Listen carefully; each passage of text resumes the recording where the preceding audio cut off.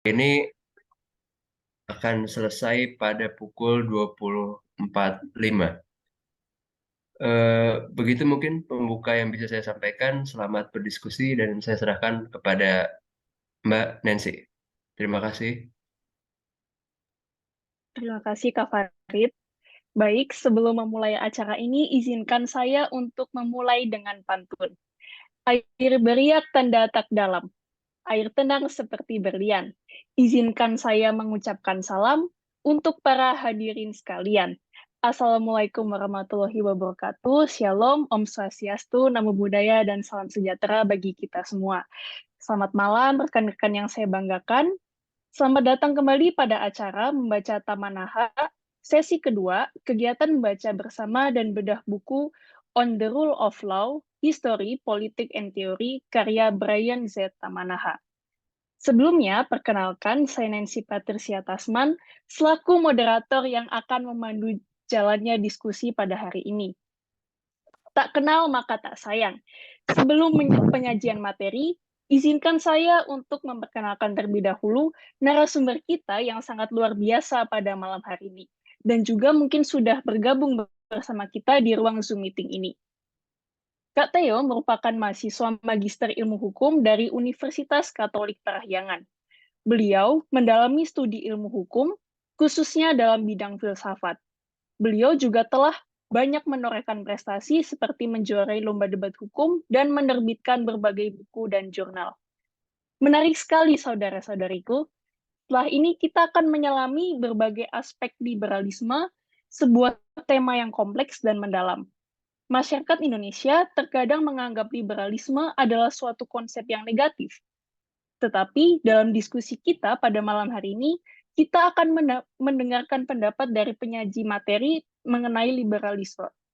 Pada beberapa faset, penyaji akan menanggapi buku karya Tamanaha ini.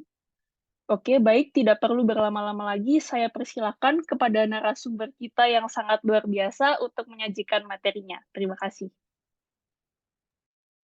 Ya, terima kasih, Mbak Nancy. Assalamualaikum warahmatullahi wabarakatuh. Shalom, Om Swastiastu, Namo Buddhaya, salam kebajikan untuk Bapak Ibu sekalian yang akan hadir pada acara diskusi KMFA Unpar kali ini. Jadi seperti biasa kita akan mulai diskusi kita pada hari ini. Sejujurnya saya sedikit sungkan ya diperkenalkan seperti itu oleh Nona Nancy ya, tapi terima kasih banyak Nona Nancy selaku moderator kita yang memimpin jalannya diskusi pada hari ini. Dan juga tentu saja terima kasih ke Mas Farid yang sudah membuka acara kita pada hari ini. Baik, Bapak Ibu sekalian, nah, mungkin Mbak Nancy, Nona Nancy boleh tolong slide-nya ya. Sambil menunggu Nona Nancy, Bapak Ibu sekalian. Pada hari ini, saya selaku penyaji materi akan berusaha ya, mencoba lebih tepatnya untuk memberikan atau membahas tentang bukunya Brian Z. Tamanaha, yaitu topiknya Liberalism dan Locke, Montesquieu, dan Federalist Paper. Jadi ini ada dua bab di dalam bukunya yang berjudul On the Rule of Law, History, Politics and Theory, bab 3 dan 4 ya kalau tidak salah. Baik, disclaimer dulu Bapak Ibu sekalian, jadi tidak akan semua materi yang ada di dua bab ini akan saya bawakan, karena sangat panjang, materinya sangat banyak, dengan mengingat waktu yang sangat terbatas. Tadi jam 24.05 harus selesai, gitu ya, kemalaman. Bapak Ibu sekalian, pada akhirnya saya berharap ketika kita nanti masuk pada sesi diskusi akan timbul banyak pendapat dan juga diskusi yang akan memantik para hadirin untuk bertanya dan juga untuk berdiskusi ataupun berdebat mungkin ya. Oke, boleh secara di slide selanjutnya, Nona Nancy. Bapak Ibu sekalian, jadi ini adalah fotonya Bariza Tamanaha dan ini bukunya dan sebelah tengah itu bukunya, sebelah kanannya itu adalah Liberalism. Nah, sedikit pembukaan secara singkat Bapak Ibu sekalian. Pada bagian-bagian di kedua bab ini, Tamanaha membahas banyak sekali ya berkaitan dengan liberalisme ya. Tamanaha tidak hanya memfokus ke pembahasan kepada teori politiknya saja, tapi dia juga berusaha untuk mengintegrasikannya ke dalam sistem pemerintahan. Dan juga terdapat fase-fase di dalam dua bab ini yang membahas tentang uh, sistem budaya, teori ekonomi, psikologi, dan etika ya, dan terutama hukum. Dalam bukunya ini, Tamanaha juga menjelaskan beberapa jenis liberalisme, seperti liberalisme libertarian, liberalisme kesejahteraan sosial, liberalisme konservatif, dan banyak sekali liberalisme seiring berkembangnya zaman. Dan tentu saja beliau juga berusaha untuk menggabungkannya dengan hukum. Banyak sekali kuasa-kuasa liberalisme, tetapi perspektif liberalisme ini dipandang penerapannya dengan hukum itu berbeda perspektifnya setiap liberalisme ya. Mungkin liberalisme konservatif sama liberalisme kesejahteraan sosial itu bisa berbeda penerapan hukumnya atau perspektif melihat hukum itu berbeda. Ya, ada yang menganggap bahwa hukum itu digunakan untuk menjamin kebebasan sehingga harus ada banyak hukum, tapi ada juga yang menganggap bahwa hukum itu harusnya sedikit karena bagaimana bisa bebas kalau banyak hukum seperti itu ya. Itu banyak sekali konsep-konsep liberalisme yang dibahas di dua bab ini oleh Tamanaha. Tapi saya tidak akan bahas itu karena tentu saja dengan kapasitas saya mungkin Bapak Ibu lebih tahu sebenarnya mengenai hal seperti itu. Nah, tapi yang menariknya adalah Bapak Ibu sekalian, Tamanaha ini beli di next, Nancy. Nah, Tamanaha ini dengan paham liberalismenya itu beliau menjelaskan bahwa liberalisme ini menekankan kepada kebebasan. Seperti kita tahu, kebebasan individu.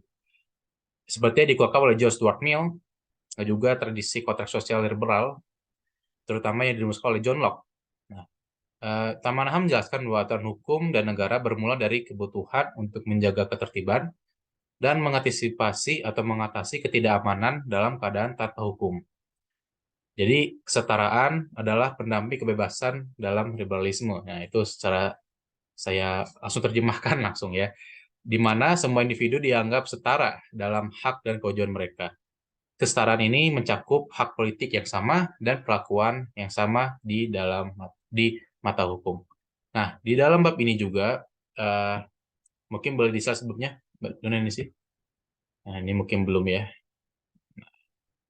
Bab sebelum oke. Di bab ini sebenarnya Tamanaha mencoba untuk memberikan gambaran umum tentang tema-tema utama dalam liberalisme untuk mendukung diskusi lebih lanjut mengenai teori sejarah dan kontemporer tentang penerapan hukum dalam sistem liberal.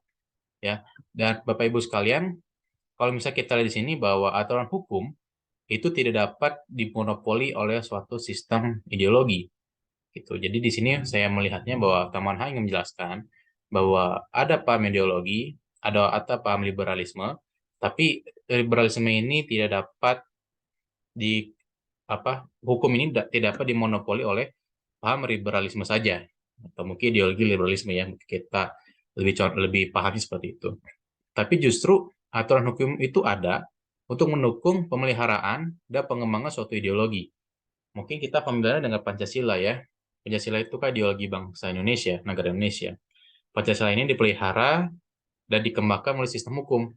Nah, begitu juga dengan liberalisme.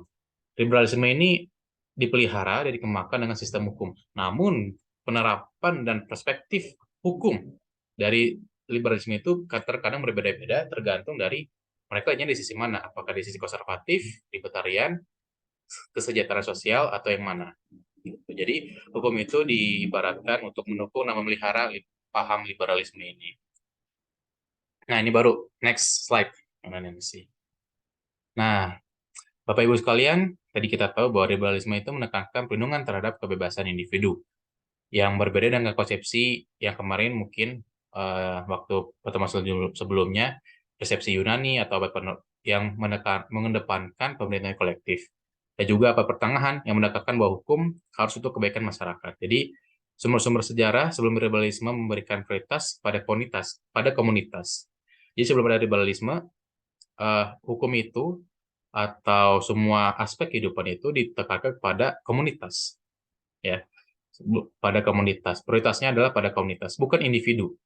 Nah, oleh karena itu, dalam masyarakat yang berorientasi pada komunitas, pembatasan terhadap tirani pemerintah tidak meningkatkan kebebasan individu. Karena tujuan utamanya kenapa dibatasi tirani tersebut adalah untuk komunitas. Untuk komunitas, bukan untuk individu. Oleh sebab itulah, orientasi individualistik liberalisme menunjukkan bahwa ancaman utama dari pemikiran liberal adalah takut akan campur tangan oleh orang lain, terutama oleh negara. Boleh di next slide, ini sih. Nah, jadi ancaman utama dalam pemikiran liberalisme adalah negara mengambil peran yang cukup banyak dalam kehidupan masyarakat atau negara ikut campur terlalu dalam kehidupan masyarakat. Karena liberalisme menentang setiap pengurungan hak kebebasan seseorang. Jadi kalau misalkan mungkin kita lihat dulu juga ya waktu diskusi lalu, kenapa liberalisme ini ada? Bukan sekonyong-konyong tiba-tiba ada, tapi waktu itu ada tirani. Yang tirani ini menghukum kebebasan individualistik, ya. Walau meskipun tiraninya itu dikurangi kebebasannya atau tiraninya itu dikurangi kekuasaannya, ya kekuasaannya dikurangi, tapi itu semata-mata untuk mendukung hak-hak komunitas, bukan untuk mendukung hak-hak individualistik. Oleh sebab itulah, meski ancaman utama dari pemikiran liberalisme adalah negara terlalu ikut campur terlalu dalam atau terlalu banyak dalam kehidupan seseorang. Nah, boleh di next, mana sih? Nah, Bapak Ibu sekalian, Tamanaha itu juga memberikan sedikit tema-tema kebebasan ya. Jadi ada 4 tema kebebasan yang diperkenalkan oleh Tamanaha. Pertama adalah kebebasan politik, kedua adalah kebebasan hukum, ketiga kebebasan individu, dan keempat adalah kebebasan berinstitusi. Namun Bapak Ibu sekalian, kalau kita dengar kata kebebasan itu kadang-kadang kita mikirnya apa ya, bebas sebebas-bebasnya. Kalau sedangkan hukum itu berarti bebas untuk menjalankan hukum misalkan ya. Atau bebas politik berarti bebas memilih dan dipilih. Tapi ini Tamanaha sedikit memberikan definisi baru ya, atau memberikan pemahaman baru. Contohnya kebebasan politik. Ya. Individu menjadi bebas sejauh hukum-hukum dibuat secara demokratis, di mana warga negara mereka persetujuan pada aturan yang mereka buat dan mereka ikuti. Menciptakan konsep pemerintahan sendiri di mana individu sekaligus menjadi individu, yang individu menjadi penguasa dan yang diperintah. Jadi di sini individu itu menjadi yang menyetujui segala macam aturan. Ya, jadi hukum lagi ini. Jadi bukan tentang kebebasan memilih dan dipilih, tapi individu itu menjadi bebas sejauh hukum-hukum yang dibuat itu dipilih secara demokratis atau dibuat secara demokratis. Nah, kalau misalkan saya bayangkan secara serampangan gitu ya, jadi ini adalah di mana legislatif itu ya sebagai perwakilan masyarakat itu membentuk suatu hukum. Nah, mungkin seperti itu maksudnya. Mungkin Bapak Ibu sekalian punya pemikiran lain atau pemahaman lain, saya sangat terbuka untuk mendengarkannya. Nah, lalu yang kedua, kebebasan hukum. Jadi kalau kebebasan hukum kita pikirnya adalah hukum itu melindungi kita. Tapi menurut Tamanaha, kebebasan hukum itu adalah individu menjadi bebas sejauh pejabat pemerintah diharuskan bertindak sesuai dengan hukum yang sudah ada. Memungkinkan individu memprediksi kapan mereka akan tunduk pada kekuatan hukum negara. Jadi individu di sini, kalau kebebasan hukum, individu itu menjadi bebas kalau pejabat-pejabat pemerintahnya itu bertindak sesuai dengan hukum yang dibuat. Ya, dididik atas hukum yang dibuat. Yang ketiga adalah kebebasan individu. Menekankan pelindungan terhadap ranah otonomi pribadi, melibatkan hak-hak sipil atau kebebasan yang tercantum dalam pernyataan hak asasi manusia yang mencakup hak kebebasan beragama, berbicara, dan menentukan arah hidup dan nilai-nilai pribadi. Ini sangat sangat familiar dengan kita ya, kebebasan individu. Nah, kemudian kebebasan berinstitusi, yaitu adalah melibatkan pemisahan kekuasaan dalam institusi-institusi terpisah, seperti legislatif, eksekutif, dan yudikatif. Nah, di sini Taman HAM menjabarkan bahwa salah satu aspek penting untuk melihat liberalisme ini adalah kebebasan berinstitusi. Harus adanya pemisahan dari yudikatif, eksekutif, dan legislatif. Ya, yang mana penerapan hukumnya dipercayakan kepada yudikatif yang independen untuk mencegah akumulasi kekuasaan total dalam suatu lembaga yang mempromosikan kemandirian. Maksudnya adalah jangan sampai ada lagi suatu lembaga kekuasaan yang double job desk-nya gitu ya. Ini eksekutif tapi juga yudikatif. Ini yudikatif tapi juga legislatif. Jadi jangan ada seperti itu. Nah, mungkin ini juga berkaitan dengan teori-teori dari John Locke dan juga Montesquieu perihal pemisahan kekuasaan dan tentang check and balance ya, tidak salah.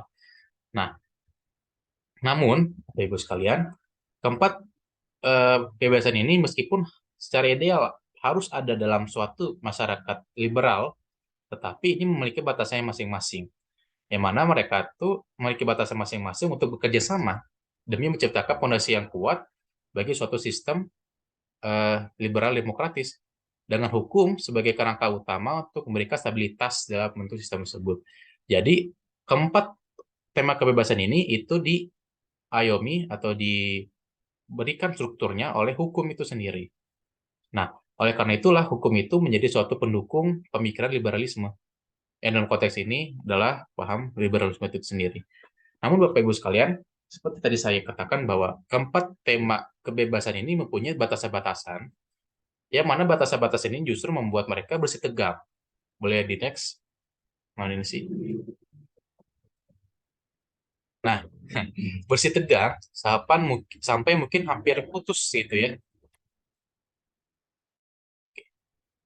Jadi empat tema kebebasan ini bekerja sama untuk menciptakan suatu fondasi yang kokoh. Namun di sisi lain, ketegangan ini selalu muncul di dalamnya. Contohnya, misalkan kita sering ditemukan secara bersamaan di dalam sistem hukum liberal demokratis, tapi kebebasan hukum, kebebasan personal, atau kebebasan berinstitusi dapat bersamaan tanpa kebebasan berpolitik. Maksudnya bagaimana? Contohnya gini, kebebasan berpolitik setiap individu itu untuk bisa dipilih atau memilih, atau misalkan kebebasan berpolitik itu untuk bisa untuk bisa membuat suatu peraturan, ya, atau siapa saja bisa menyatakan hukum itu. Ya, kayak tadi, kalau misalkan kebebasan politik itu kan menekankan bahwa individu itu bisa bebas sejauh hukum-hukum yang dibuat secara demokratis. Artinya mereka membuat hukum tersebut, begitu ya. Mereka bisa membuat hukum tersebut sehingga ada kondisi di mana mereka adalah individu yang membuat sebagai penguasa dan juga sebagai penguasa yang membuat tersebut, yang menjalankan dan juga sebagai yang diperintah. Nah, namun dalam hal ini tidak menutup kemungkinan bahwa hukum itu sendiri bisa bergerak ya, bisa berjalan tanpa adanya kebebasan politik. Jadi kebebasan hukum itu ya bisa bergerak tanpa kebebasan politik. Ya, maksudnya adalah supremasi hukum itu, Bapak Ibu sekalian, itu bisa saja ada tanpa kebebasan berpolitik. Artinya hukum itu bisa dibuat tanpa harus melalui proses legislatif demokratis. Justru dalam beberapa paragrafnya, Taman HAM mengatakan juga mungkin saja suatu hukum yang dibuat tanpa suatu proses kebebasan berpolitik itu dapat secara efektif meningkatkan kebebasan hukum, ya, dan juga meningkatkan kebebasan berinstitusi, gitu. Karena the next, ini sih. Nah, karena seperti saya melihatnya itu seperti ini, Bapak Ibu sekalian. Ketika Partai Demokrat dan Partai Republikan yang ada di Amerika Serikat ya, mereka saling bersitegang, ini kan mereka bisa menggapai suatu kekuasaan karena mereka bebas berpolitik. Mereka bisa mengambil kekuasaan tersebut. Mereka bisa mengambil kekuasaan tersebut dan mereka bisa membuat suatu hukum yang mereka setujui. Ya, tapi ini menciptakan partai politik, ya, yang mana ini adalah Partai Demokrat juga Partai Republikan. Mereka bisa seperti ini karena ada namanya kebebasan politik. Mana kebebasan politik ini akan mendukung kebebasan hukum dan juga kebebasan berinstitusi dan juga kebebasan individu. Namun bayangkan kalau misalkan politiknya seperti ini. Di Amerika Serikat sana, produk-produk hukumnya itu pasti selalu condong kepada partai yang menang. Ya, selalu condong kepada partai yang menang. Ketika Barack Obama menang, maka produk hukumnya itu selalu condong kepada kebijakan-kebijakan partai demokratik. Nah, ini kan berarti tidak ada kebebasan berinstitusi dalamnya. Legislatif dan juga yudikatif itu dipengaruhi oleh kekuatan politik, oleh kebebasan politik. Sama juga ketika Republikan menang, kayak Donald Trump. Ya, ketika Donald Trump menang, maka hukumnya itu pasti akan selalu condong kepada Partai Republikan. Nah, yang mana yang juga akan mempengaruhi setiap putusan-putusan dari Supreme Court-nya. Itu akan mempengaruhi putusan-putusan dari Supreme Court-nya. Nah, inilah yang menurut saya menjadi poin penting bahwa ketika kebebasan politik itu ada, justru kebebasan hukum mungkin tidak akan seefektif kalau misalkan kebebasan politik tidak ada. Jadi kalau misalkan kebebasan politik tidak ada, maka justru tidak akan ada lagi proses-proses seperti ini. Proses-proses di mana pengambilan kekuasaan. Proses-proses di mana masyarakat itu mengambil kekuasaan. Ya. Karena kalau misalkan justru masyarakat itu mengambil kekuasaan, cenderung akan berpengaruhi kebebasan hukum, juga kebebasan bersituasi. Oleh karena itulah, dalam beberapa paragrafnya, Taman Naha seolah-olah mengajak kita, mari kita berpikir bagaimana kalau misalkan tidak ada kebebasan politik. Mungkin saja lebih bisa menegakkan kebebasan hukumnya, toh akan lebih suprematif hukumnya. Karena hukumnya tidak akan dipengaruhi oleh kekuatan politik. Gitu ya. Tidak akan dipengaruhi oleh kekuatan politik. Nah, ini di Amerika Serikat. Bagaimana dengan Indonesia? Tahu di slide, Mana Nancy? Nah, kalau di Amerika, mereka kekuatan politiknya terlihat dari dua partai, Republikan dan Demokrat. Tapi kalau di Indonesia terlihat dari sosok figurnya, Bapak Ibu sekalian. Ini saya coba untuk mengkontekstualisasikannya kepada Indonesia ya. Jadi di sini kalau misalkan kita berpegang kepada kebebasan politik itu, maka setiap figur-figur ini akan menunjukkan dirinya untuk mencapai kekuasaan. Yang mana ketika mereka mencapai kekuasaan, akan ada kebebasan hukum, tapi kebebasan hukumnya akan cenderung kepada apa yang diinginkan oleh orang-orang ini. Apakah itu suprematif? Ya suprematif, tetap suprematif. Itu kita harus bilang bahwa itu bukan suatu hal yang negatif atau positif, karena ini suatu hal yang netral. Namun, kebebasan hukum dan kebebasan berinstitusi itu akan lebih akan lebih supremasi ketika mungkin saja kebebasan politiknya itu dikurangi. Nah, dalam hal ini saya berpikir bahwa kalau misalkan pembentuk undang-undangnya itu dibentuk oleh suatu kekuasaan yang non-demokratis, maka mungkin seperti monarki atau seperti oligarki. Yang mana lagi-lagi kita tidak membahas tentang baik atau buruknya dari suatu konsep ini, tapi membahas tentang apakah hukum bisa suprematif kalau misalkan bentuknya seperti ini atau bentuknya seperti itu. Nah, di sini juga saya berpikiran bahwa tahun next ini sih. Nah ya, hukum dibuat oleh kaum elit non demokrasi gitu ya. Jadi hukum itu bisa dibuat oleh kaum elit non demokrasi tadi ya, oligarki atau monarki. Nah, dan di sini kita tidak bahas tentang oligarki itu udah pasti salah atau monarki udah pasti salah, tidak, karena kita melihat dari supremasi hukumnya. Mungkin dalam konsep liberalisme, supremasi hukum dapat lebih tinggi ketika kebebasan politik itu dikurangi ya, bukan hilangkan tapi dikurangi. Nah, boleh tolong di next lagi. Nah, di sini juga saya melihat bahwa kebebasan hukum dan juga kebebasan berinstitusi ya, itu asimetris dengan demokrasi. Asimetris ya, tidak koheren, maksudnya tidak simetris, tapi asimetris. Jadi kebebasan hukum dan demokrasi itu bersifat asimetris.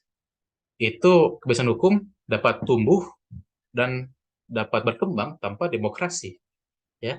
Jadi hukum itu bisa berkembang tanpa demokrasi, tapi kebalikannya, demokrasi tidak akan bisa berkembang dan tidak bisa terpelihara tanpa kebebasan hukum, ya. Jadi kebebasan hukum itu dapat berkembang, Bapak Ibu sekalian, tanpa demokrasi. Elit-elit yang membuat hukum itu bisa menciptakan kebebasan hukum, bisa supreme hukumnya. Tapi demokrasi itu membutuhkan hukum untuk menjaga demokrasi tersebut. Nah, disinilah akan timbul ketegangan tersebut. Contoh lainnya adalah tegangan antara kebebasan individu dan kebebasan politik. Nah, kita lihat bahwa kebebasan politik itu kan berusaha untuk mencapai kekuasaan. Ya, kebebasan politik itu adalah untuk mencapai kekuasaan, untuk menguasai kekuasaan, dan untuk menjalankan otoritas dari kekuasaan tersebut. Tapi kalau misalkan kebebasan individu, itu ditekankan adalah untuk membatasi otoritas kekuasaan, karena kebebasan individu itu bertujuan untuk membatasi otoritas kekuasaan yang akan merenggut kebebasan mereka. Tapi kebebasan politik itu berusaha untuk mencapai kekuasaan tersebut. Ya mungkin agak sulit dimengerti ya, karena saya menjelaskan. Tapi seperti itu. Jadi kebebasan politik adalah individu bebas untuk mencapai kekuasaan tersebut, untuk mencapai kekuasaan tersebut, dan untuk menjalankan otoritasnya. Gitu ya. Otoritas diberikan oleh kekuasaan. Yang mana ketika mereka punya otoritas, mereka akan menjalankan kekuasaan berdasarkan dengan menggunakan hukum. Tapi di sisi lain, kebebasan individu itu bertujuan untuk mengurangi otoritas kekuasaan agar mereka bisa bebas. Nah, seperti itu. Jadi, ini juga ketegangan lainnya. Selain kebebasan hukum yang bersitegan dengan kebebasan politik, kebebasan individu juga bersitegan dengan kebebasan politik. Ya, seperti itu. Nah, boleh tolong lagi di next, Nancy. Nah, Bapak Ibu sekalian, di bagian paraset ini, Rose itu sedikit membuat Rose itu menjabarkan konteks sosiobudaya dalam perkembangan liberalisme. Ya, dengan fokusnya adalah pada revolusi Renaissance pada abad 18, yang mana seperti yang dijelaskan pada minggu lalu, pemikiran Renaissance ini itu mengedepankan penerapan akal dan ilmu pengetahuan untuk mengusir ketidaktahuan atau atas kepercayaan tahyul ya. Nah, di sini filosofinya adalah untuk memperluas penerapan akal dan ilmu. Nah, pada zaman pencerahan ini juga atau Renaissance ini juga para para reformator ya mungkin ya, atau para libertarian itu juga ikut muncul. Kenapa? Karena itu juga ada konflik internal gereja ya. Kalau kemarin supremasi hukum itu terdapat karena gereja ya. Otoritatifnya adalah gereja. Tapi ketika ada Renaissance, otoritatifnya itu jadi berubah. Ya, bukan gereja lagi. Gereja kehilangan otoritasnya. Ya. Gereja kehilangan otoritasnya. Dan liberalisme ini jadi berkembang. Sehingga timbullah kesempatan-kesempatan untuk masyarakat mencapai otoritas itu. Ya. Untuk otoritas mencapai kekuasaan otoritas untuk membuat hukum agar hukum itu supremasi ya. Mungkin itu ya bisa saya sampaikan. Oke, tolong di next, Nancy. Nah, ini yang juga jadi bagian dari dari Tamanaha adalah komunitarian melawan liberalisme. Ya, tadi liberalisme adalah bagaimana individu itu bisa mengembangkan kebebasannya tanpa dikurung oleh negara. Ya, tanpa dikurung oleh negara. Sedangkan komunitarisme itu adalah komunitas sebagai titik awalnya. Kalau liberalisme adalah individu sebagai titik awalnya. Komunitarianisme itu adalah komunitas sebagai titik awalnya, bukan individu ya. Komunitas memiliki keberadaan dan kepentingan sendiri yang melebihi sekedar kumpulan individu. Jadi komunitas lebih tinggi daripada individu itu sendiri. Ya. Dan komunitarian itu menekankan bahwa individu itu dibentuk oleh tempat di mana mereka berkomunitas. Ya. Bukan komunitas dibentuk oleh individu. Nah, di sini komunitarian itu mencerminkan nilai hidup kepentingan bersama. Ya. Bukan kepentingan bersama yang artinya apabila komunitas itu menginginkan suatu kebijakan seperti A, maka itulah yang dipilih. Tapi kalau liberalisme kan ini kepentingan individualistik gitu ya. Sehingga kalau misalkan kita lihat juga di sini bahwa komunitarian ini tidak melihat kebebasan negara sebagai ancaman terhadap individu, melainkan sebagai perpanjangan komunitas untuk mencapai kebaikan bersama. Ya, maksudnya adalah komunitarian itu tidak melihat bahwa hukum yang dibuat oleh suatu negara itu untuk sebagai ancaman. Tapi hukum itu dibentuk agar kebaikan atau agar komunitas itu dapat berkembang lebih baik ya. Jadi ini ada perbedaan. Liberalisme menganggap bahwa hukum itu bisa saja mengurangi kebiasaan mereka. Oleh karena itulah hukum itu harus dikurangi. Karena hukum itu dianggap sebagai cara negara, instrumen negara untuk mengurangi kebiasaan mereka. Maka komunitarianisme itu menganggap bahwa hukum itu bukan untuk mengurangi, tapi untuk melindungi komunitas sehingga mencapai kebaikan bersama. Ya, oke. Lanjut Nancy. Baik. Jadi itu materi yang bisa saya sampaikan, Bapak sekalian. Ini mohon maaf ya, saya sedikit terbata-bata karena sudah lama sekali saya tidak seperti ini. Mungkin kita bisa langsung masuk ke sesi Q&A ya, ini sih. Karena terkadang sesi Q&A-nya lebih menarik daripada sesi pembicaranya. Silakan, sih. Baik, terima kasih Kak Theo atas pemaparan materinya, sangat menarik sekali. Sebelum kita memasuki sesi diskusi atau sesi Q&A, saya ingin menggarisbawahi terlebih dahulu poin-poin yang telah disampaikan oleh narasumber kita. Yang pertama, pada bab 3, Tamanaha telah membahas beragam aspek liberalisme, mencakup teori politik, sistem pemerintahan, dan keterkaitan dengan budaya, ekonomi, psikologi, dan etika. Ia memperkenalkan berbagai jenis liberalisme seperti libertarian, kesejahteraan sosial, dan konservatif. Liberalisme vokal yaitu tentang perlindungan kebebasan individu diwujudkan melalui aturan hukum. Bab ini juga telah memberikan gambaran menyeluruh tentang tema-tema utama dalam liberalisme dan mendukung diskusi lebih lanjut tentang penerapan hukum dalam konteks ini.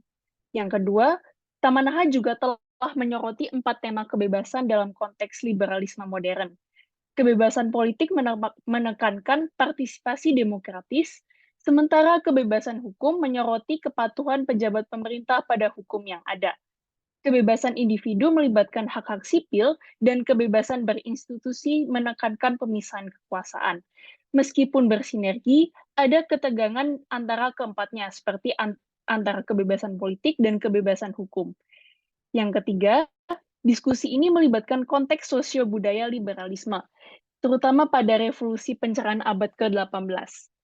Pencerahan mengadvokasi penggunaan akal dan ilmu pengetahuan untuk mengatasi ketidaktaatan dan ketidaktahuan, dan menciptakan pergeseran dari otoritas gereja.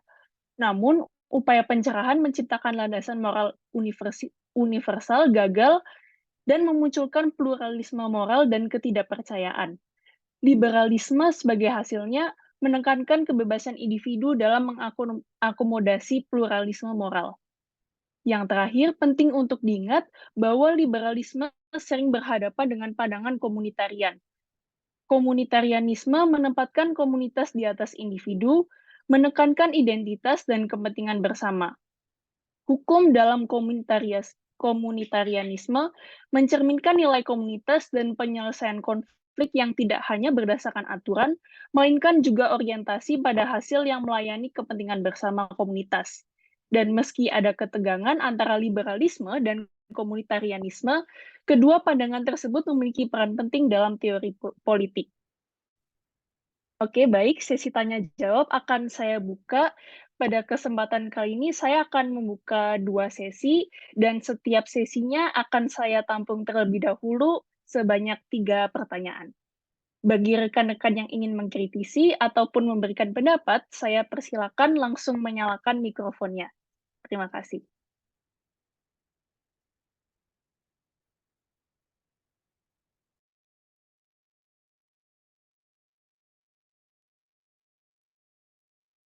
Oke. Baik, silakan. Sepertinya sudah ada peserta kita yang ingin menanggapi materi dari narasumber. Dipersilakan, Bapak. Terima kasih. Keren, Mas Theo, paparannya. Materi yang segitu banyak bisa dirangkum dengan baik ya. Tapi saya tertarik yang terakhir ya, Mas Theo. Ada apa itu? Komunitarian ya, yang coba dihadapkan ya dengan paham liberalis ya. Yang kita tahu kan secara umum ya, kalau kita ngomong liberalis maka ada seolah-olah lawannya ya, ada sosialis ya. Kalau liberalis ini memang banyak disoroti, kelemahannya kan akhirnya bisa menimbulkan kesenjangan macam-macam ya, di mana swasta itu berperanan penuh ya, negara perannya sedikit lah. Kalau sosialis kebalikannya, bahkan secara umum negara yang coba mengontrol ya warganya, terkurangi kebebasannya. Tapi ada jalan tengah tadi ya, yang coba disampaikan Mas Tio, komunitarian. Secara umum apa yang disampaikan menarik nih ya. Karena rupanya ini kalau sekilas ya kita lihat, oh ini jauh lebih baik ya dibanding aspek liberalis tadi, aspek sosialis, ya. Kok lebih cocok dengan konteks Indonesia ya. Yang kita tahu kalau kita tarik ke atas kan ada konsep welfare state juga, negara kesejahteraan ya. Nah, ini ingin tahu sih sebetulnya ya, bagaimana perwujudan konsep komunitarian ya jika kita kaitkan dengan negara kita ya, Indonesia Mas Tio. Ya. Secara umum saya sudah bisa pahami ya. Tapi bagaimana kalau kita tarik ke konteks Indonesia yang kita tahu bukan liberalis, bukan sosialis, ya menekankan pada welfare state. Mungkin pendekatan komunitarian ini apakah cocok ya, Mas Tio? Terima kasih, itu aja yang ingin mendapatkan informasi dari Mas Tio dari apa yang sudah dibaca. Baik, terima kasih Bapak Paulus. Mungkin bagi penanya kedua, saya persilakan karena pertanyaan akan saya tampung terlebih dahulu. Nggak apa-apa, Nancy.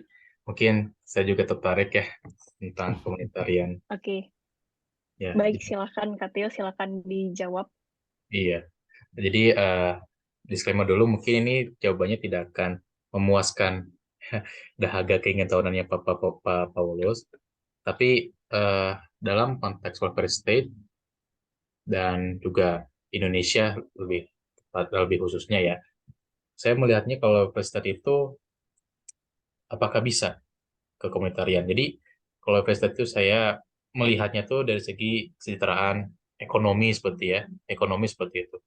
Dan condongnya mungkin ke arah sosialis ya, ke arah sosialis. Nah, tapi komunitarian itu sendiri lebih luas. Karena saya lihatnya komunitarian itu lebih menekankan nilai komunitas dan solidaritas sosial. Nah, kalau misalkan memang kita ingin bawa kesejahteraan itu ke arah yang ekonomis, apakah bisa komunitarian? Nah, itu saya mungkin kurang tepat menyatakan, tapi menurut saya kurang tepat kita menyatakannya ke arah apabila Friendster ke arah komunitarian, karena komunitarian itu perwujudannya itu ke arah yang lebih sosial, gitu ya. Kayak misalkan masyarakat itu aktif untuk berkontribusi ke dalam komunitasnya. Jadi kalau misalkan ada kerja bakti seperti itu ya, itu masyarakat itu aktif, sukarela mereka melakukannya. Terus mereka juga memberikan nilai kebersamaan, ya etika sosial dan dalam bisnis itu juga diperhatikan, ya kayak misalkan kalau kapitalisme kan ya asalkan untung ya nggak apa-apa, tapi kalau misalkan di komunitarian itu lebih kepada bisa berkontribusi buat masyarakatnya lagi. Nah mungkin disinilah aspek komunitarian itu untuk welfare state, di mana etika berekonominya adalah untuk kepentingan masyarakat seperti itu. Nah, kalau misalnya kita lihat kepada konteks Indonesia saat ini, saya merasa itu belum terjadi atau mungkin tidak terjadi karena adanya Undang-Undang Cipta Kerja ya yang menekankan pentingnya investor untuk masuk seperti itu. Nah, kalau investor bisa masuk, maka uh, perspektifnya adalah profit. Nah, profit itu sudah pasti tidak untuk masyarakat, tapi untuk pemilik modal. Nah, kalau misalkan komunitarian, bisnisnya itu ditunjukkan untuk masyarakat. Mungkin dalam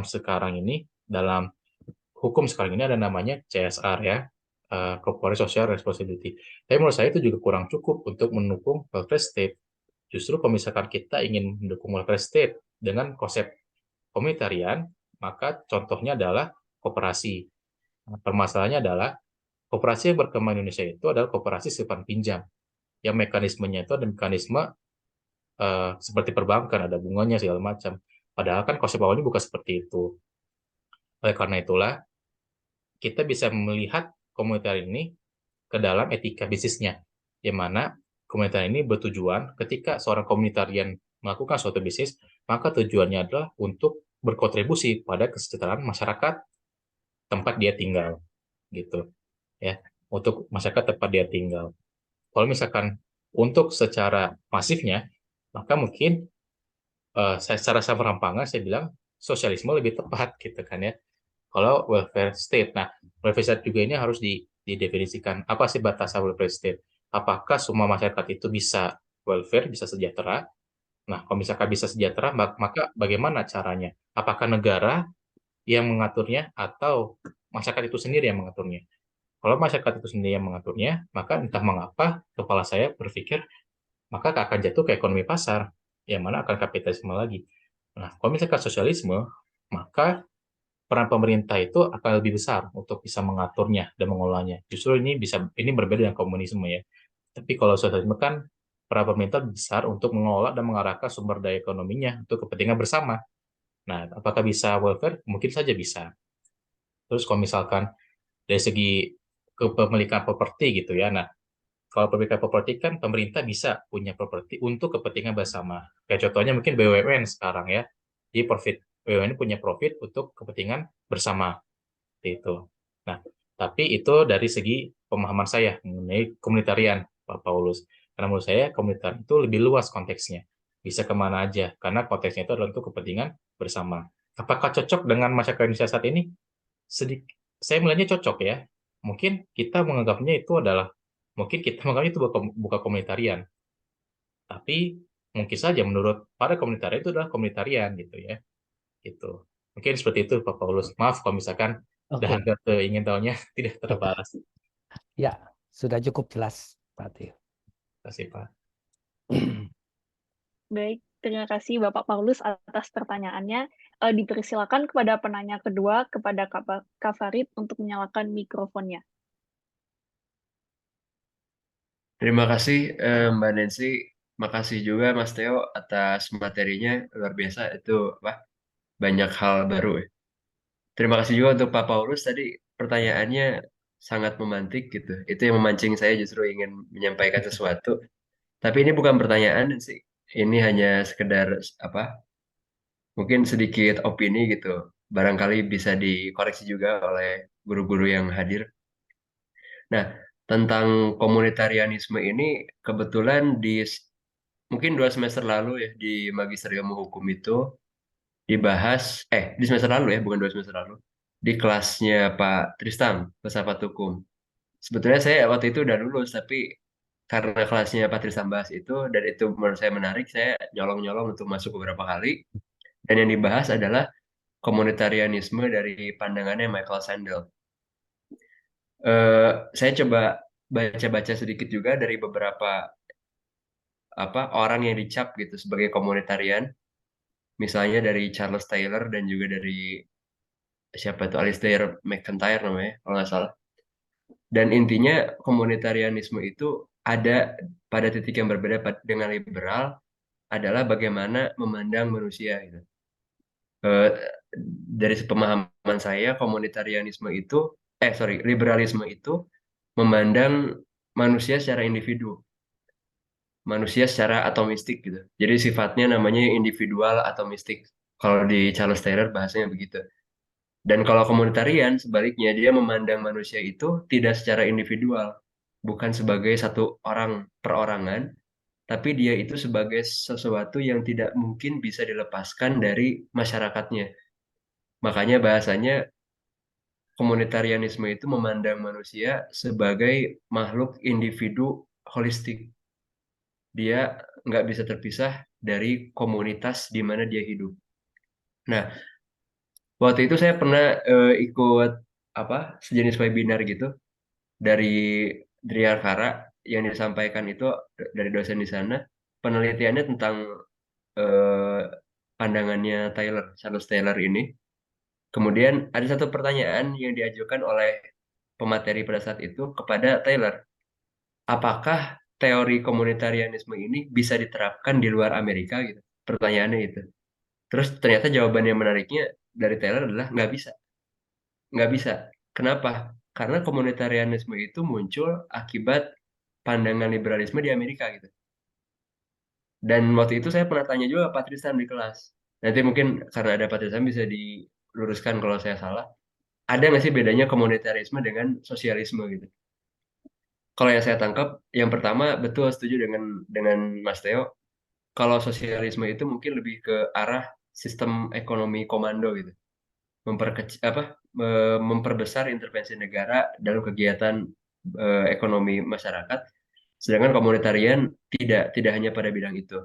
Yang kedua, ini karena ada sentimen terhadap ideologi sosialis, ya, terutama komunisme gitu ya, di Amerika. Sehingga mungkin inti-intinya beberapa sama dengan sosialisme, tapi namanya bukan sosialis. Di Amerika itu namanya komunitarian. Nah, kalau nggak salah itu yang saya tangkap dari jawaban Pak Tristan pada saat itu. Jadi kalau dicari bedanya apa, ada bedanya, tapi nggak beda-beda amat sebenarnya antara dua ini. Cuman karena ada pertimbangan sentimen tadi lah, makanya nggak dipakai tuh istilah sosialisme, dipakainya komunitarianisme. Nah, lalu bagaimana dengan di Indonesia? Saya pun berpikir sama dengan Pak Paulus, dengan Mas Theo. Kayaknya di Indonesia itu emang lebih dekat ke komunitarian. Jadi bagaimana cara dia mengimplikasikan pandangan terhadap manusia itu sebagai makhluk individual holistik, yaitu dengan membuat kompromi gitu. Jadi kalau di Taylor itu dibahasakannya ada public sphere. Saya nggak tahu ini teorinya beneran dari Taylor atau sebelumnya ada juga teori. Jadi dalam public sphere ini ada hubungan antara, sorry bukan hubungan, ada sejenis mediasi lah antara pemerintah dengan masyarakatnya. Nah, dalam proses mediasi ini yang mengatur antara hubungan antara dua entitas ini nih, harus ada kompromi gitu. Harus ada kompromi yang menguntungkan dua-duanya. Yang win-win solution buat dua-duanya dan win-win solution juga untuk seluruh masyarakat. Karena kan pasti di masyarakat ini ada yang berpendapat A, B, C gitu beda-beda. Nah, dan komunitarianisme itu kalau dalam Tamanaha kan dia menyerang liberal ya. Dan bukan hanya liberal yang diajak berantem sama komunitarian, tapi juga utilitarianisme. Utilitarianisme itu kan menganggap yang benar itu adalah yang banyak manfaatnya, dan bagaimana cara mengukur banyak manfaatnya ya lihat happy-nya aja. Banyak masyarakat yang happy nggak? Misalkan kalau zaman Roma dulu gladiator gladiator versi orang lawan singa itu orang seneng nggak? Kalau kebanyakan masyarakat Roma seneng berarti ini benar gitu. Nah, kata komunitarisme nggak gitu, karena ada hak minoritas yang dirugikan di sini. Misalnya lagi dalam putusannya Ahok atau dalam putusannya Sambo, seneng nggak sih orang Indonesia Ahok atau Sambo di penjara? Kalau pertimbangannya adalah kebanyakan orang seneng, berarti itu kan pertimbangan utilitarian. Nah, kalau kata komunitarianis, enggak. Jangan sampai ada sedikit minoritas ini yang dikorbankan rasa pleasure-nya itu untuk masyarakat yang lebih besar. Kenapa? Karena orang yang sedikit ini pun adalah bagian dari komunitas yang besar ini, yang nggak bisa dipisahin dari yang besarnya itu. Nah, jadi mungkin itu sedikit share dan barangkali bisa diluruskan oleh Pak Tisam, oleh Prof. Sidarta, dan yang lain-lain gitu. Terima kasih banyak, Nancy. Mungkin saya punten Malaysia. Jadi saya itu betul ya, saya baru ingat kalau komunitarian itu dicetuskan berdasarkan liberalisme atau keadaan liberalisme ya di Amerika Serikat. Sehingga mungkin memang benar kata Taylor ya, kalau misalkan komunitarian itu tidak bisa diterapkan di luar Amerika. Nah, karena itu kan sebagai antitesis itu ya, atau mungkin perkataan si konsep lain dari mereka nggak mau bilang ini sosialis atau ini komunis, tapi ya ini adalah komunitarian gitu. Nah, tapi tadi juga saya tadi sempat baca di chat ya, kalau kata Patistam ya, kalau di Indonesia itu muncul misalnya kekeluargaan. Nah, ini juga mungkin bisa kita bilang juga kalau cara saya bilang komunitarian itu adalah berasal dari keadaan liberalisme di Amerika Serikat, maka di kita juga bisa bilang kita punya versi komunitarian kita sendiri, yaitu yang berasal dari kekeluargaan gitu ya. Kayak kita kadang-kadang nggak mau kalah gitu kan ya. Oke, seperti itu. Jadi mungkin terus saya meluruskan juga ya dari ke Pak Paulus, mungkin saya juga sedikit salah gitu. Jadi saya mungkin bisa bilang bahwa komunitarian ini apakah bisa di Indonesia? Nggak bisa karena banyak sekali teori-teorinya itu yang didasarkan kepada konteks dan sosial budaya Amerika Serikat. Tapi apakah kita bisa menciptakan suatu konsep komunitarian kita sendiri? Bisa kalau misalkan kita punya penelitiannya. Yang mana kalau kata Pak Tristan tadi kekeluargaan. Nah mungkin kalau kata si saya itu ya pohon beringin, saharjo segala macam gitu ya. Kan seperti itu kalau ke bidang hukum. Karena pemerintah itu sebagai keluarga. Jadi kita ini sebagai suatu sistem keluarga ya. Yang mana ayahnya siapa? Ayahnya adalah pemerintah. Nah, ayahnya adalah pemerintah. Ini pasti kan berbeda konsepnya dengan komunitarian yang ada di Amerika Serikat. Tapi kalau kita adalah kekeluargaan. Siapa ayahnya adalah pemerintah. Jadi siapa yang menentukan segala halnya adalah pemerintah. Jadi pemerintahlah yang menentukan mana yang baik atau tidak baik untuk masyarakat. Yang mana ini juga pasti bertentangan pula dengan komunitarian. Karena komunitarian itu menganggap bahwa yang ada di luar sana, ya di Amerika Serikat, negara itu bertujuan untuk menciptakan hukum yang mendukung komunitas. Sedangkan kita, negara adalah Bapak. Nah, Bapak inilah yang menentukan apa yang baik atau tidak baik buat anak-anaknya, buat kita. Nah, itulah prinsip komunitarian mungkin menurut kita ya, tapi itu adalah ide kasar saya, ide serampangan saya tadi ya. Tadi saya tercetus ketika lihat chatnya Patristam. Mungkin bisa kita langsung ke Patristam ya, Nancy. Kita minta pendapatnya Patristam. Oke, baik. Sebelum itu mungkin ada penanya yang ingin memberikan komentar atau pendapat lagi sebelum kita berikan kepada Pak Tristam dan Prof. Sidarta.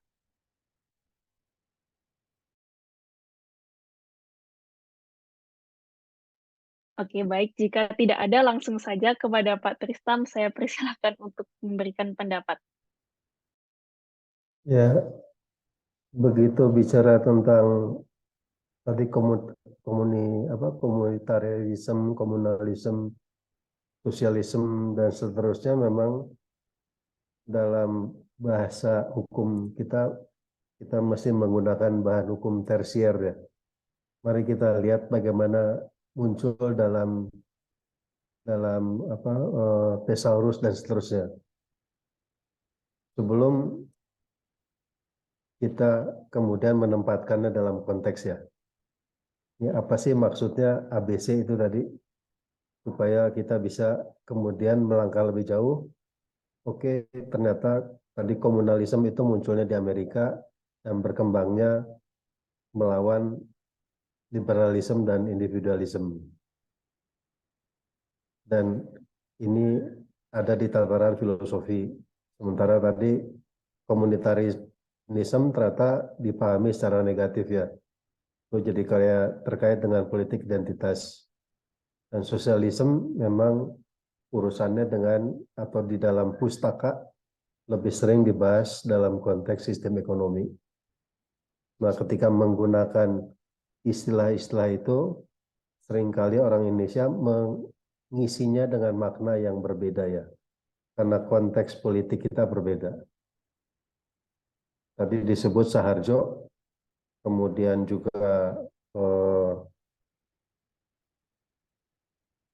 di Sudiman, itu juga sangat menentang individualisme liberal yang dibawa Barat ke Indonesia. Tapi mereka kemudian tidak menggunakan istilah-istilah komunitarisme dan seterusnya, tapi menggunakan istilah kekeluargaan. Terinspirasi Supomo ya. Dan itu kemudian ini jadi tesisnya Theo. Ide tentang hukum juga berubah ya. Bukan perempuan cantik pegang pedang dan timbangan. Kalau kata Bivitri, sebelumnya matanya sebenarnya nggak ditutup. Tapi sekarang mungkin akan lebih menarik kalau matanya ditutup, itu Justisia dan Temis ya. Itu sumbangan Bivitri untuk tesisnya Theo itu. Nah, konsep kekeluargaan ini memunculkan cara berpikir yang lain tentang hukum. Itu kalau pendekatannya sosiolegal, kekeluargaan, kemudian oleh Wartburg dan Scott itu, jadi menyelesaikan hukum pun jadi kekeluargaan, mengatur negara pun kekeluargaan. Dalam konteks itu kita bisa memahami perkembangan hukum dan tata pemerintahan sekarang ya. Semuanya keep it within the family, kurang lebih begitu. Dan mengikuti Tamanaha, ya itu realistic legal theory. Ya hukum adalah apa yang dipandang hukum oleh masyarakat. Dari saya itu dulu. Terima kasih, Nancy. Baik, terima kasih Pak Tristam. Mungkin ada tanggapan dari Kak Theo. Iya, tadi menarik juga Pak Tistam bahas tentang apakah kita ingin berhukum secara berkeluarga. Jadi kan kalau misalkan saya bayangkan kita berhukum secara berkeluarga, artinya kan kita kebanyakan akan duduk di meja makan ya. Alih-alih kita di meja pengadilan. Yang artinya ya, mari kita jauhi konflik dalam keluarga dan kita selesaikan secara mediasi. Mungkin itu juga ada konsep restoratif justice ya. Walaupun mungkin penerapannya tidak justice amat, tapi itu restoratif, bisa mengembalikan ke keadaan semula. Kayak contohnya, mungkin jangan kita kalau misalnya kalau kata Pak Tristam ya, waktu saya bimbingan, restoratif justice itu adalah jangan kita menggunakan instrumen-instrumen hukum, karena instrumen-instrumen hukum itu menimbulkan konflik, makanya kita mending duduk di meja makan, kita selesaikan secara pribadi gitu. Nah, tapi kalau saya tarik jauh ke atas gitu ya, apakah itu bisa diterapkan pada kasus korupsi? Tentu saja mereka akan dihukum, tapi dengan cara bukan ke meja pengadilan, bukan ke bukan ke apa namanya, bukan ke penjara, tapi misalkan seperti ini. Kalau saya lihat mungkin contohnya Singapura, kalau mereka korupsi sekian M, mereka harus kembalikan sekian M ditambah bunga-bunganya ke negara. Apakah itu bisa diterapkan? Karena ya mungkin itu cara paling win solution untuk tadi ya, kalau kata Mas Farid bisa menguntungkan kedua belah pihak. Tapi saya juga kurang kurang tahu hal seperti itu apakah bisa atau tidak. Tapi intinya adalah apakah kita mau berhukum secara berkeluarga, itu jadi poin pentingnya. Mungkin itu juga bisa jadi bahan pertimbangan gitu ya. Karena kan kita selalu bilang kita tuh keluarga, kita mementingkan komunitas. Tapi apakah bisa eh, kita berhukum secara berkeluarga? Apakah akan tersenggol tuh sisi-sisi keadilannya gitu kan ya? Atau justru kita menciptakan keadilan yang baru ya? Bukan keadilan yang ada di kepala kita, tapi keadilan yang baru. Bukan keadilan individualistik, tapi keadilan kekeluargaan ya. Itu mungkin tersentil tadi sedikit ya. Nah, terus tadi katanya Nona Nancy juga mau nanya sesuatu ya. Silakan Nona, mau nanya apa? Oh iya, mungkin selesai Kak Theo memberikan tanggapan saja. Ya udah kok tanggapannya, mangga. Oke, baik. Tadi kan sempat menyinggung terkait pembatasan politik, Kak. Saya ingin bertanya, apakah di Indonesia itu sebenarnya bisa dibatasi politiknya untuk mencapai supremasi hukum tadi?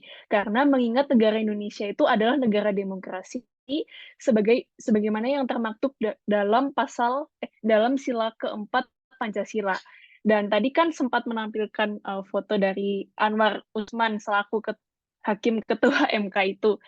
Saya ingin bertanya, apakah putusan MK Capres dan Cawapres itu sudah mengedepankan supremasi hukum dengan memberikan ruang untuk kebebasan politik tadi? Terima kasih.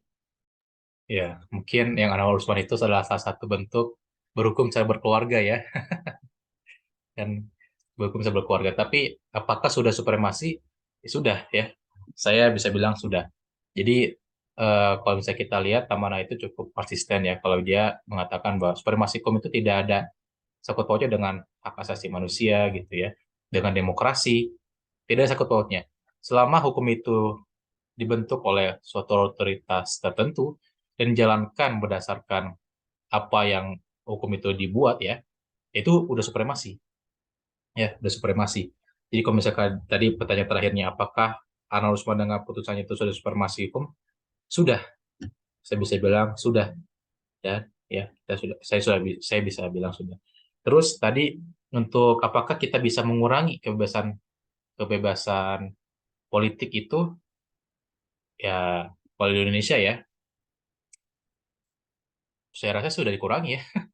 Saya rasa sudah terkurangi ya di Indonesia ya untuk supremasi hukum. Mungkin bukan supremasi hukum ya, mungkin untuk kepentingan oligarki, yang mana oligarki itu bisa membuat suatu hukum nantinya.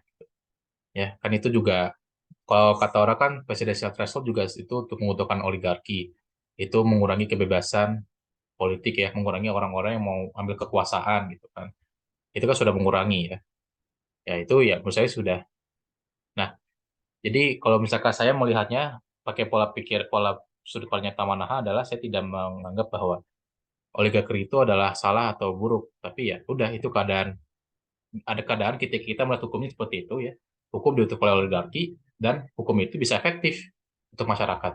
Itu supremasi hukum gitu. Dan apakah tadi kita bisa mengurangi kebebasan politik kita? Menurut saya sudah terkurangi ya, sudah terkurangi jauh sebelum reformasi awal-awal kita sudah terkurangi banyak gitu. Nah itu tinggal tinggal kita lihat siapa yang berkuasanya nanti juga akan terkurangi atau enggak. Terus tadi ya Pancasila kita kan demokrasi ya. Nah itu kita punya paham demokrasi yang berbeda. Nah, demokrasi kita kan sebagai apa kan musyawarah untuk mufakat ya. Itu demokrasi kita gitu. Musyawarah itu adalah demokrasi kita. Jadi bukan demokrasi yang kita anggap demokrasi itu adalah seperti yang di Amerika Serikat. Dia apakah bisa mengurangi musyawarah untuk mencapai supremasi hukum? Tentu saja sangat bisa ya. Mungkin kalau misalkan pernah dengar Mbak Puan itu matiin mic, itu kan salah satu pengurangan hak seseorang untuk bermusyawarah. Apakah itu dibenarkan? Ya, benar-benar aja. Kan biar lebih efektif toh, bisa bisa langsung nih jadi hukumnya. Tapi apakah secara etika itu dibenarkan itu permasalahan lain. Karena yang kita bahas adalah supremasi hukumnya. Nah, itu adalah salah satu bentuk di mana pengurangan hak seseorang yang ada di legislatif ini dikurangi untuk bisa menciptakan suatu hukum agar hukum itu suprematif dan otoritatif. Saya melihatnya seperti itu, sih ya. Jadi saya pertama apakah putusan MK yang capres cawapres itu ya, yang Gibran ya pasti apakah sudah suprematif? Sudah, karena dibentuk berdasarkan otoritas tertentu yaitu MK, Mahkamah Konstitusi, terlepas dari dia melanggar etika. Ya. Kedua adalah apakah kita bisa mengurangi bisa politik kita untuk mencapai supremasi hukum? Sangat bisa, ya. Karena ya itu efektif toh. Benar kata Kamana itu efektif kan buat kita ya. Tinggal kitanya aja apakah kita mau ikut atau enggak. Misalkan argumentasinya. Yang ketiga adalah demokrasi di Pancasila. Kita punya demokrasi yang berbeda dan kita bisa mengurangi demokrasi tersebut, musyawarah tersebut. Contohnya udah ada Mbak Puan itu. Ya, seperti itu Nancy. Baik, terima kasih Kak Teo sudah cukup jelas. Mungkin saat ini ke Prof. Sidarta dulu ya untuk memberikan tanggapan. Apakah ada di tempat Prof. Sidarta? Oke, saya nggak tahu saya harus ngomong apa sebetulnya ya. Cuma begini, kalau bicara komunitarian dengan sosialisme ya, sepertinya ada beberapa kata kunci sih yang bisa kita jadikan sebagai parameter pembedanya. Sosialisme itu lebih menekankan pada peran negara ya. Sementara komunitarian itu lebih melihat ke peran kolektif warga negara gitu. Jadi kalau kita bicara tentang civil society misalnya, itu lebih tepat kalau kita lekatkan labelnya komunitarian. Tapi ketika kita bicara tentang misalnya peran negara dalam memajukan perekonomian nasional misalnya dengan menghidupkan atau menguatkan badan usaha milik negara misalnya, itu mungkin lebih mendekati sosialisme misalnya, sosialisme. Nah, Indonesia itu polanya gimana ya? Misalnya kita mau melihatnya. Apakah sosialisme itu memang menjadi roh dari sistem perekonomian kita, sebagaimana dilihat di pasal 33 misalnya Undang-Undang Dasar, itu lebih ke sosialisme atau komunitarian. Ide awalnya kelihatannya sosialisme. Ide awalnya. Sehingga terlihat bahwa cabang-cabang produksi yang penting ya bagi negara dan menguasai hajat hidup orang banyak itu dikuasai oleh negara. Dan digunakan untuk sebesar-besar kemakmuran rakyat kan gitu. Ide-ide sosialisme yang muncul. Tapi saya melihat bahwa negara itu tidak akan punya kekuatan sepenuhnya bisa mengontrol ya perekonomian. Bahkan di negara-negara yang mengklaim sebagai championnya sosialisme aja sudah mulai bergeser gitu. Sehingga menyerahkan ke individu gitu ya. Atau ke kekuatan-kekuatan kolektif non-negara untuk lebih berperan. Bahkan dalam mencapai persamaan dalam bidang ekonomi. Apalagi di era ketika orang sudah hidup dalam teknologi digital misalnya ya. Ketika inisiatif itu bisa diambil justru bukan oleh negara. Dan negara mengalami reduksi kedaulatan saat ini. Jadi saya ingin mengatakan bahwa sosialisme ada kemungkinan akan meredup dan digantikan oleh komunitarianisme gitu. Kelihatannya akan seperti itu kecenderungannya. Tinggal lihat aja trennya seperti apa ya. Negara makin terlihat kurang berwibawa gitu, berhadapan dengan korporasi-korporasi besar. Misalnya kita lihat ya Amazon itu asetnya dibandingkan dengan Indonesia itu hanya setengahnya Indonesia itu. Keuntungan per tahun aja anggaran belanja kita hanya separuhnya ya. Dari aset keuntungan yang diperoleh per tahun dari Amazon misalnya. Itu baru Amazon, belum kita bandingkan dengan korporasi-korporasi besar tingkat dunia itu. Kita bisa bayangkan apa yang bisa mereka lakukan dengan kekuatan ekonomi seperti itu. Nah, mereka harusnya bisa menjadi the new ruler of the world gitu ya, penguasa baru dari dunia sebenarnya. Nah, jadi kalaupun ada communitarian, mungkin harus kita pikirkan communitarian model baru ini.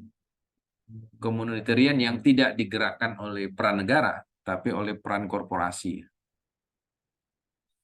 Dan mereka bisa menggunakan tidak hanya melalui hukum-hukum konvensional, mereka bisa menggunakan hukum model baru ya. Coding itu kan model berhukum baru ya. Bahwa dia bisa menggerakkan kita, the do's and the don'ts itu bisa diciptakan melalui digital ya. Teknologi digital itu bisa membuat kita harus melakukan apa dan seperti apa. Itu seperti disetir aja kita. Karena kalau kita tidak taat kepada protokolnya mereka, ya kita nggak bisa menjalankan teknologi itu kan. Dan kehidupan kita dikendalikan oleh teknologi yang setiap hari kita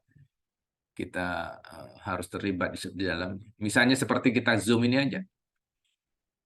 Kita bisa masuk ke dalam Zoom ini kan kalau kita ikut protokolnya mereka. Dan yang menentukan protokol itu mereka, bukan kita. Konsekuensinya kalau kita nggak ikut ya kita nggak bisa terlibat. Bayangkan kekuatannya itu melebihi kekuatan hukum normatif dari suatu negara yang buat. Bagaimana kalau untuk bisa masuk ke dalam Zoom ini ternyata kita harus mengisi misalnya informasi-informasi tertentu. Itu kan menunjukkan kekuatannya melebihi peran negara. Jadi itu yang saya katakan tadi, ada kecenderungan kemungkinan sosialisme itu bisa digantikan oleh model baru dari komunitarian. Kira-kira begitu sih untuk renungan saja. Terima kasih. Terima kasih Prof. Sidarta atas pencerahannya. Mungkin dari Kapil mau menanggapi. Ya, tadi saya sedikit ini ya. Jadi rewind gitu ya, ingatan saya tadi Prof. Sidarta sangat menarik sekali. Kalau Amazon itu justru asetnya lebih banyak ya daripada Indonesia, sehingga bisa jadi the new ruler of the world. Nah, saya jadi ingat ada fenomena menarik di Korea Selatan, di mana para korporasinya itu kan yang menjadi jantung penggerak ekonomi Korea Selatan itu adalah korporasinya, para konglomeratnya. Dan mereka juga mempunyai suatu kekuatan yang besar sekali untuk mengontrol negara Korea Selatan. Contohnya kayak bos Samsung ya, anaknya bos Samsung lebih tepatnya ya. Dia jadi CEO di Samsung, dia kena kasus korupsi, tapi cuma ditahannya 2 tahun. Dengan alasan, kalau misalkan ini bos ditahan, bos Samsung ini ditahan, maka akan mempergoyah ekonomi Korea Selatan. Nah, ini kan artinya bisa seperti itu. Betul tadi kata Persudata. Negara itu kayak nggak ada harga dirinya, karena terpaksa hukum yang negara buat itu dilemahkan atau dikesampingkan demi satu orang atas nama ekonomi negara. Nah, itu kan berarti menyakiti di bawahnya negara. Apakah mungkin Indonesia bisa seperti itu? Mungkin bisa saja ya, kalau misalkan korporasi-korporasi kita itu tidak sulit dikendalikan. Karena kan memang salahnya Korea Selatan dulu sering banget ya negara itu mensupport korporasinya, perusahaan-perusahaan yang mau berkembang disupport, sampai udah gede, gigit balik gitu ya. Nah, kalau sekarang kan Indonesia gimana caranya nih? Biar kita nggak seperti Korea Selatan. Jadi kan Korea Selatan itu majunya itu semu ya, karena negara itu dikotor oleh konglomerat-konglomerat ini tadi. Ya, jadi benar juga tuh pesan yang disampaikan oleh The film The Parasite ya, The Parasite itu kan. Dia yang miskin semakin miskin, yang kaya semakin kaya, karena tadi sistem ekonominya atau sistem sosialnya diatur oleh para konglomerat ini. Ya. Nah, itu tadi juga menarik tadi ya, tentang teknologi kita diatur teknologi karena kita ke Zoom kita ini. Tapi saya juga mungkin lebih menangkap lebih apa ya lebih rewind itu ketika apakah mungkin kita akan ketergantungan AI gitu ya. Kita kan sudah ketergantungan teknologi ya.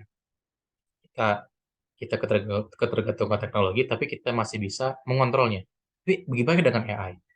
Karena jujur aja Bapak Ibu sekalian, beberapa kali saya menggunakan AI untuk membantu pekerjaan saya.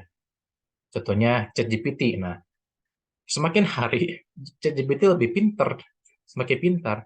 Bahkan pada konteks menganalisa, ya, bisa menganalisa. Nah, ini ChatGPT bisa menganalisa. Yang mana waktu saya ingat banget itu waktu versi-versi awal itu cuma bisa memberikan informasi terbatas, sekarang bisa menganalisa. Bahkan sekarang bisa meringkas suatu buku. Nah, yang mana kan itu lebih memudahkan kita. Apakah kita juga akan dikontrol sama AI gitu? Ini mungkin sudah kelewat ya, sudah lepas dari pembahasan Tamanah. Tapi tadi menarik sekali. Apakah kita juga pada akhirnya ketergantung sama AI? Tapi pertanyaan adalah, AI ini kan kecerdasan buatan. Apakah kita bisa mengontrolnya? Nah, itu tanggapan saya sih. Tapi mari kita kembali lagi mungkin ya ke pembahasan kita yang Tamanaha. Saya kembalikan ke Nona Nancy, silakan. Baik, terima kasih. Menarik sekali, Kak Theo. Mungkin ada penanya lagi yang ingin bertanya kepada narasumber kita. Ada satu hal yang menurut saya menarik ya dari pembicaraan teman-teman. Kalau kita bicara tentang peran negara, maka kita harus melihat ada satu kelompok masyarakat yang harus benar-benar diberdayakan. Kalau bisa kuantitas dan kualitasnya itu makin besar gitu. Siapa mereka? Mereka adalah kelas menengah, kelompok kelas menengah. Negara yang mapan demokrasinya itu jika kelas menengahnya kuat. Nah, Indonesia itu gagal menurut saya di sisi itu gitu. Kita tidak atau katakan belum mampu membentuk kelas menengah yang kuat. Nah, kelas menengah itu ditandai oleh independensi mereka dalam mengambil sikap gitu. Dan mereka cenderung lebih rasional. Korea Selatan mungkin cukup bagus ya dibandingkan dengan kita. Di satu sisi mereka lebih homogen dibandingkan dengan masyarakat kita. sehingga lebih gampang diatur ya masyarakat yang homogen itu. Walaupun dilihat dari segi kekayaan kultural ya kita potensinya justru lebih menjual ya karena kita heterogen ya. Tapi makin banyak orang yang kepalanya macam-macam itu kan ngaturnya lebih susah gitu. Nah, yang lebih bagus sebetulnya orang-orang yang kelas menengah. Kelas menengah itu biasanya level profesional kayak gitu. Mahasiswa-mahasiswa ini harusnya sudah masuk ke dalam kelompok kelas menengah ya. Apalagi kalau sudah punya independensi dalam sisi ekonomi ya. Itu jauh lebih bagus lagi. Jadi dia tidak selalu harus tunduk pada arahan-arahan yang tidak rasional ya dari negara misalnya. Kalau kita untuk milih presiden aja kita tunduk pada serangan fajar yang hanya 50.000 rupiah misalnya, itu kan menunjukkan betapa bobroknya kualitas demokrasi kita gitu. Nah, negara tidak bisa kita harapkan dalam memperjuangkan hal seperti ini. Ketika negara itu syahwat politik dari para aparatur atau level pengambil keputusan negara kita itu masih tinggi. Nah, satu-satunya yang bisa kita harapkan adalah kelompok kelas menengah itu. Nah, bonus demografi kita itu tidak ada artinya kalau tidak menggelembung di kelompok kelas menengah. Saya kira itu sih sebetulnya yang harus diperhatikan. Nah, kembali ke cerita tadi, saya kira model sosialisme kuno yang klasik itu harus sudah mulai kita tinggalkan gitu ya. Jadi kita harus mulai melihat bagaimana pemberdayaan masyarakat itu sudah harus lepas dari intervensi negara yang terlalu besar ya. Jadi harus lebih menggandeng tadi kolektif ownership kayak gitu-gitu yang sudah berbeda dengan model sosialisme gitu. Jadi harus lebih membangun pemberdayaan masyarakat yang lebih win-win ya daripada win-lose gitu. Saya nggak tahu ya, ini harusnya ini orang-orang ekonomi yang ngomong ya. Gimana caranya? Nah, hukum itu sebetulnya lebih berperan untuk mengukuhkan aja sih pola-pola atau model-model perekonomian itu. Komisi Pengawas Persaingan Usaha itu kalau teman-teman terlibat di dalamnya itu sebenarnya serba tanggung juga diskusi-diskusinya di sana gitu. Jadi filsafat ekonomi kita itu apa sih? Kadang-kadang menggunakan istilah ekonomi pasar. Kadang-kadang menggunakan istilah demokrasi ekonomi. Ada yang guna ekonomi kerakyatan gitu. Tapi apa jenis kelaminnya dari tiap-tiap istilah itu kita tidak pernah terlalu jelas. Yang dilakukan apa? Ya sudah, hanya sangat teknis saja pengawasan terhadap persaingan usaha itu. Padahal itu berperan banget nih komisi itu. Dan patut dicatat, mereka rada takut ketika harus ngawasi BUMN. Jadi gitu. Kerumitannya ya. Hanya menggambarkan bagaimana kondisi di Indonesia. Kira-kira begitu ya. Tambahan dari saya. Terima kasih. Terima kasih, Prof. Sidarta. Sebenarnya saya ingin bertanya lagi, Kak Theo, apakah diizinkan? Nggak apa-apa kan, Nona Nancy moderatornya. Oh iya, siap. Iya, jadi tadi itu dibilang bahwa model yang lebih cocok diterapkan di Indonesia itu adalah sosialisme ya. Nah, bagaimana cara menyelaraskan penerapan ideologi sosialisme ini dengan hak-hak asasi manusia? Mengingat ideologi sosialisme itu terdapat unsur intervensi kekuasaan pemerintahan yang besar dan hak-hak asasi manusia di situ dipersempit seperti tidak adanya kebebasan masyarakat dalam memiliki sumber-sumber daya alam sumber-sumber daya yang ada. Dan kemudian seperti yang kita tahu, warga negara ini diberikan kebebasan atas hak asasi manusianya sebagaimana termaktub dalam pasal 28 UUD 1945. Sekian pertanyaan dari saya, terima kasih. Ini ke saya, Nona Nancy, atau ke Prof. Sidarta? Mungkin bisa ke penyaji materi dulu. Oh, iya.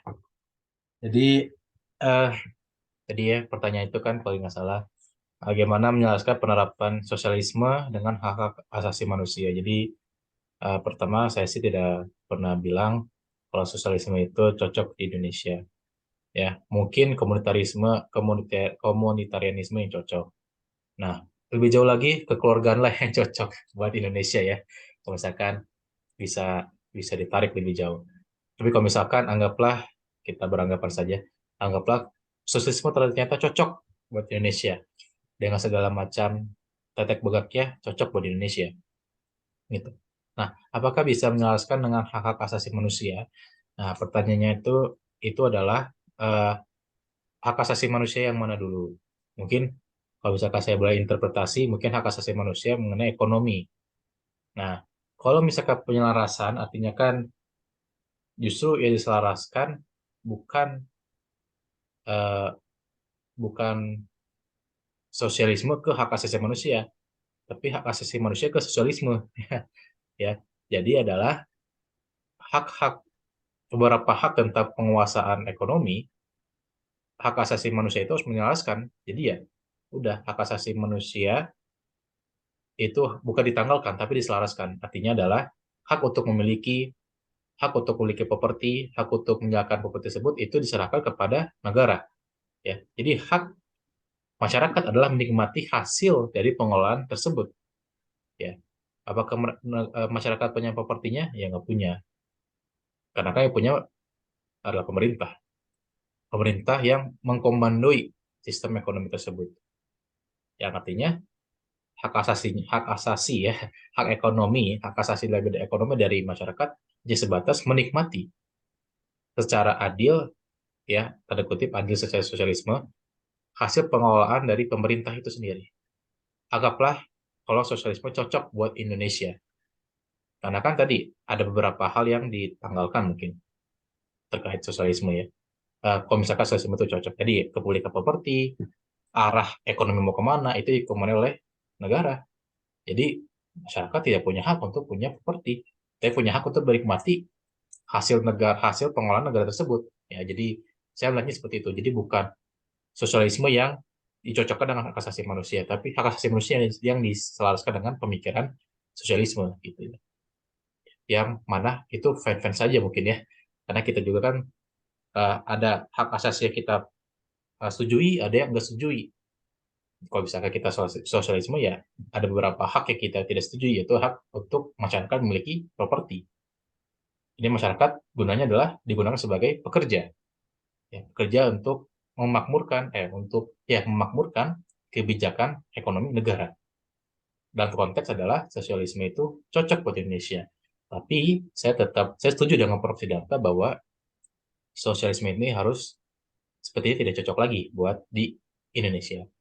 Ya, karena betul ya, negara yang sangat getol sosialisme juga pada akhirnya kewalahan untuk bisa mengkomandoi ekonomi kita.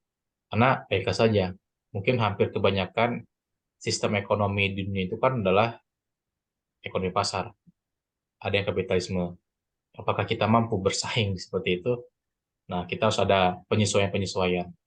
Mungkin tadi benar ada jenis komunitarian baru yang bisa kita ciptakan. Ya tadi kekeluargaan.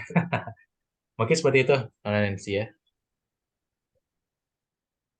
Baik, terima kasih Kak Theo atas tanggapannya. Mungkin sebelum Kak Theo menyampaikan closing statement, apakah ada penanya yang ingin menanggapi kembali? Ini saya mau nambahkan sedikit. Oh ya, dipersilakan Pak. Oke, kalau kita lihat ICCPR itu ideologinya individual liberalis ya, hak individu, kebebasan yang sangat penting. Tapi kalau kita lihat ESCR, Economic dan Social Rights, itu hak ekonomi dan sosial. Jadi lebih ke masyarakat dan seterusnya. Itu terinspirasi oleh sosialisme. Yang satu itu sangat politis, sosial politik, yang satu sangat sosial ekonomi. Satu didukung oleh negara-negara barat dulu, yang ICSCR itu didukung oleh negara-negara blok timur. Jadi memang ada nuansa sosialis di hak asasi generasi kedua. Baru generasi ketiga yang komunitarian, hak-hak komunal ya. Itu tidak semua hak asasi manusia individual liberal sebenarnya. Itu aja kalau kita masuk ke pustakanya HAM ya. Itu tambahan dari saya. Terima kasih. Baik, terima kasih Pak Tristam. Dari KTO, apakah masih ingin menambahkan? Tidak, Nurhaningsi. Saya jadi terpikirkan sesuatu, tapi mungkin direnungkan dulu. Oke, baik. Kalau begitu, langsung saja saya persilakan untuk menyampaikan closing statement dari materi yang telah disampaikan tadi. Baik, terima kasih Nurhaningsi. Mungkin kalau closing statement, saya rewind kembali mungkin ya. Ada beberapa hal yang cukup menarik tentang Tamanaha ini. Jadi Tamanaha ini memang kalau saya tangkap membahas tentang supremasi hukum, bagaimana supremasi hukum ini bekerja, dan seperti beberapa seminggu ke belakang, Tamanaha tidak membahas supremasi hukum itu harus selaras dengan demokrasi dan hak asasi manusia. Oleh karena itulah kadang-kadang pembahasan itu bisa sedikit berbeda dengan pandangan pribadi kita, gitu ya. Nah, seperti contohnya, mungkin saja kebebasan politik itu bisa dikurangi agar supremasi hukum itu bekerja, ya. Dan supremasi hukum atau kebebasan hukum itu tidak simetris dengan demokrasi, karena hukum itu bisa berdiri sendiri tanpa demokrasi selama ada otoritas yang bisa memberikan supremasi hukum itu kepada hukum itu, ya. Itu mungkin agak sedikit berputar, tapi seperti itu. Ya, hukum itu bisa bekerja kalau misalkan dibuat oleh suatu otoritas tertentu dan dijalankan oleh otoritas itu sendiri atau otoritas yang lain tanpa adanya demokrasi. Justru demokrasi lah yang butuh hukum untuk bisa memelihara dan menjaga demokrasi itu. Ya, terus tadi ada beberapa diskusi tentang komunitarianisme dan liberalisme. Di komunitarisme itu hadir dari reaksi terhadap liberalisme dan individualistik, ya, yang konteksnya adalah konteks Amerika Serikat. Makanya Charles Taylor bilang, apakah bisa, ya ini disebutkan oleh Mas Farid, apakah bisa keluarin Amerika Serikat? Jawabannya tidak, karena itu terkurung oleh konteks suatu negara. Apakah kita bisa buat komunitarian versi kita? Mungkin bisa, karena belum ada penelitiannya. Mungkin batu ujinya atau landasannya adalah kekeluargaan, ya. Dan mungkin itu saja closing statement saya, Nancy. Saya kembalikan kepada Nancy sebagai moderator. Silakan. Baik, terima kasih KTO. Berakhir sudah acara kita pada malam hari ini. Saya ucapkan terima kasih kepada narasumber yang telah menyampaikan materi dengan sangat luar biasa.